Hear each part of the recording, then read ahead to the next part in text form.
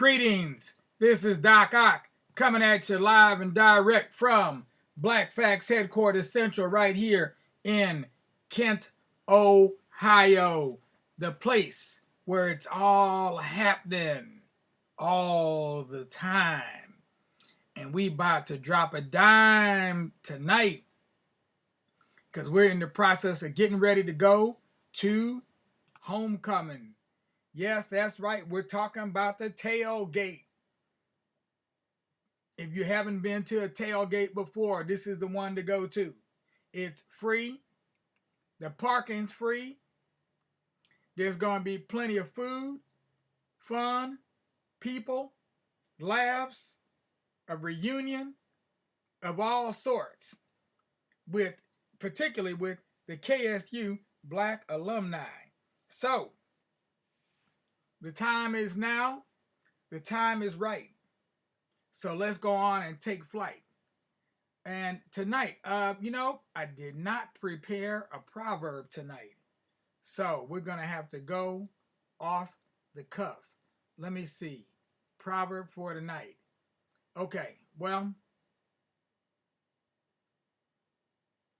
some things go bump in the night. Some things give you a real fright. Some things are quite a sight. But the thing you should be afraid of the most is something you cannot even see. Now, what do you think that could be? And I'll leave it at that. I'm just going to drop that like a big cat in the hat, a little riddle for tonight. Meanwhile, our story for tonight is well, I tell you what, for this entire month, we're going to tell old time scary stories. So no, we're not going to tell stories about Chucky. We're not going to tell stories about the Texas Chain Massacre. We're not going to do any of those kind of stories. But what we are going to do is we're going to tell some tales, some old time scary stories. That's what we're going to do. We're going to tell some old time scary stories. And matter of fact, I just tuned up an album I'm going to use tonight with some imagery that'll scare the bejeebers out of you. Yes, scare the bejeebers right out of you. Boom, boom, boom. We're going to add this to our, no, leave that out. Nope. Just looking for some of the, yeah, there we go. All right. So, get ready, get set, and let's go. First story up tonight is a story as told by Jackie Torrance, read by none other than myself, Doc Ock. And here we go. Yep, here we go. Old time scary stories.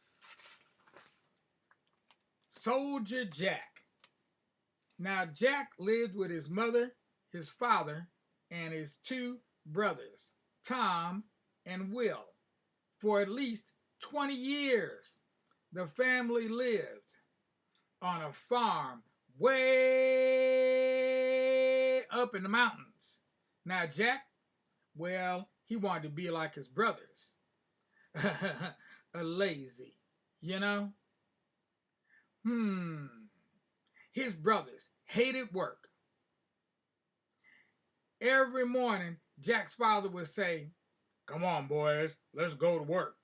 And Tom would say, "Oh, but Daddy, I don't want to go to work." Will would say, "I'll get up in a minute." Jack watched this. Jack's father tired of begging the boys to get up.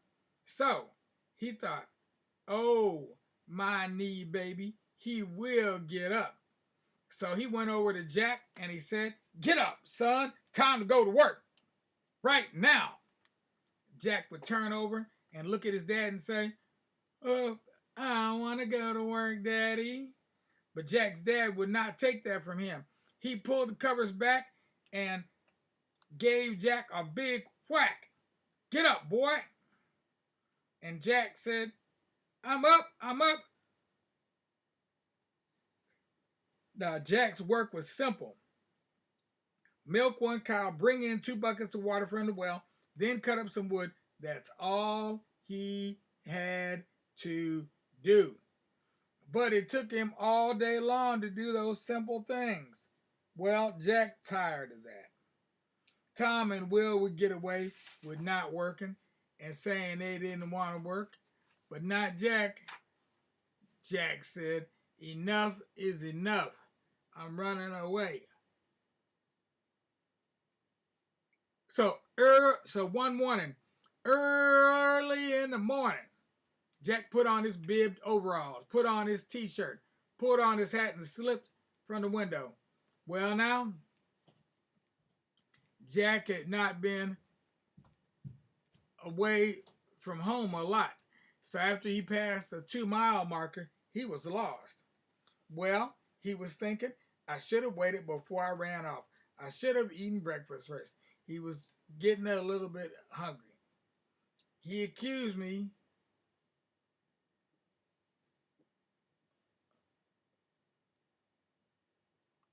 wait a minute. I should have eaten before breakfast first.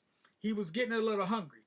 He said to a man that he passed on the road, excuse me, sir. I'm Jack.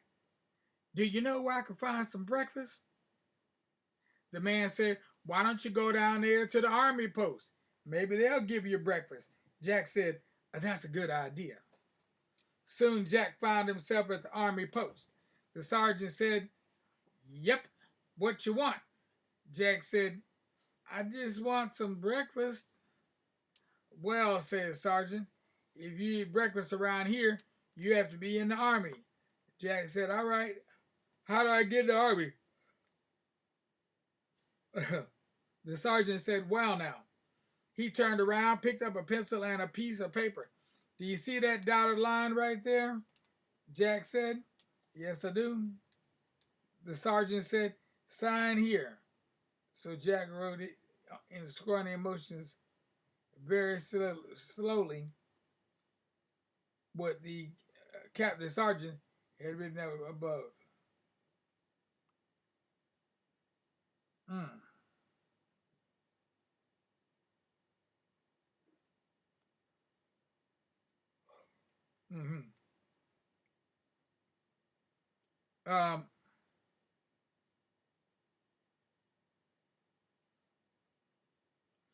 He turned around, picked up a piece of paper.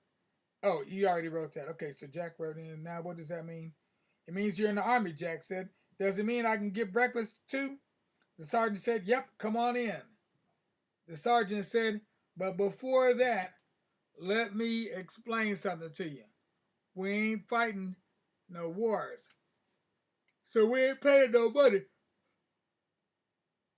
We will give you some food 3 times a day, give you a clean uniform, and we'll give you a bed to sleep on.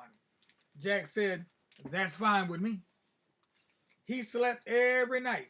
He had 3 meals every day, and he always had clean clothes. Now Jack stayed, where's that at? Well, that started Jack's career in the army. He slept every night. He had between 3 meals every day, and he had 3 meals every day, and he always had clean clothes. Jack stayed in the army for 10 years.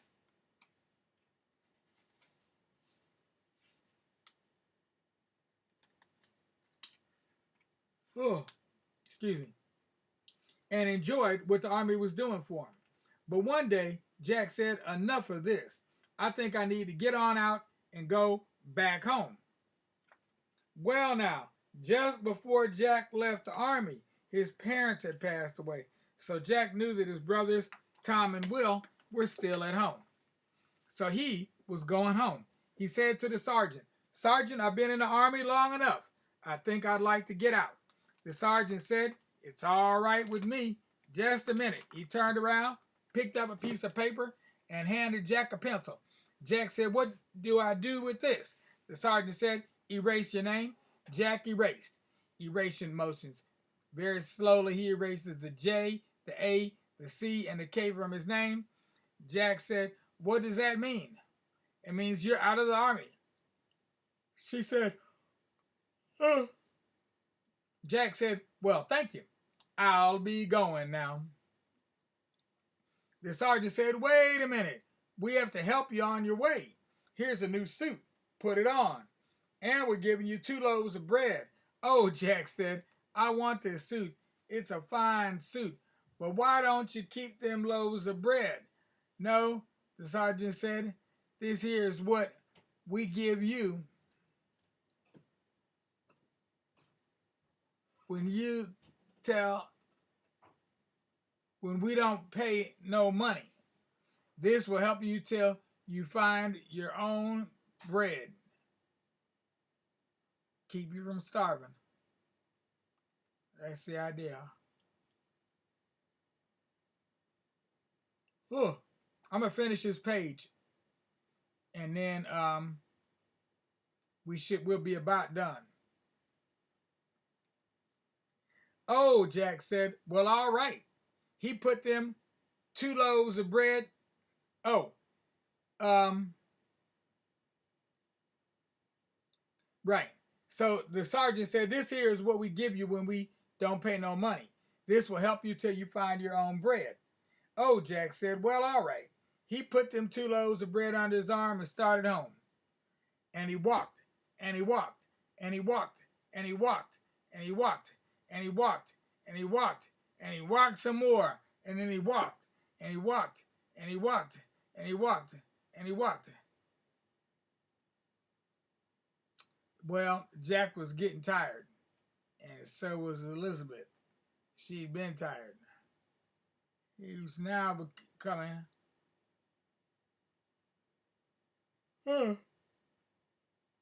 He was knowing that his home was way up in the hills, and he had a long, long walk to go. But then, just as he was headed toward the hills, he happened to see a man standing beneath a tree. This man had a piece of wood in his hand and a pocket knife. He was standing there working on that piece of wood. Jack came up to him and said, "Howdy do." The man said, "Howdy do what?"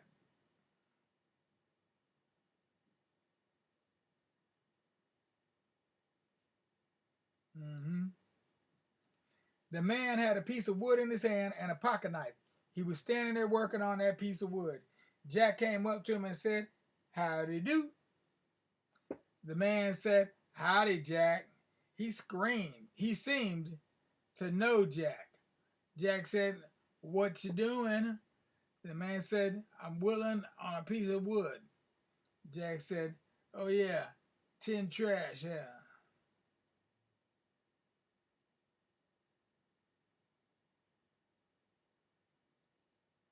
Right?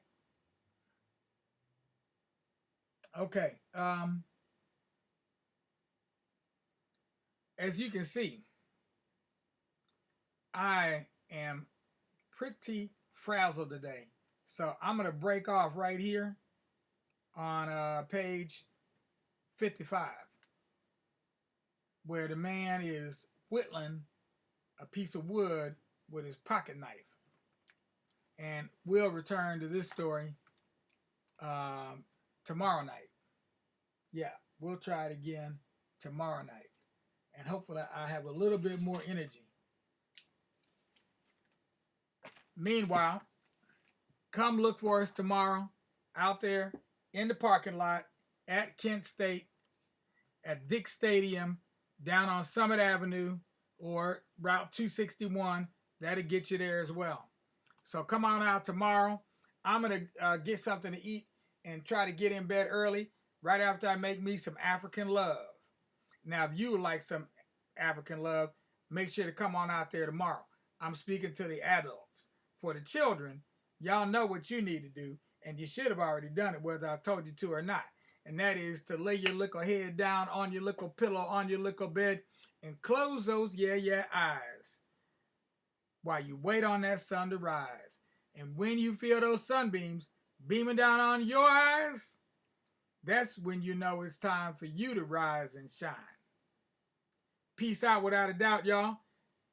And of course, not without justice. Peace with justice. And let me just give a shout out to Kenneth Bell and Chris Oxner, and somebody else was out there. Wait a minute, I know I saw him. There he goes, Ben Holbert. All right. So, we'll be black tomorrow, and we'll continue on with our story about Jack. Soldier Jack. Soldier Jack. Peace out now.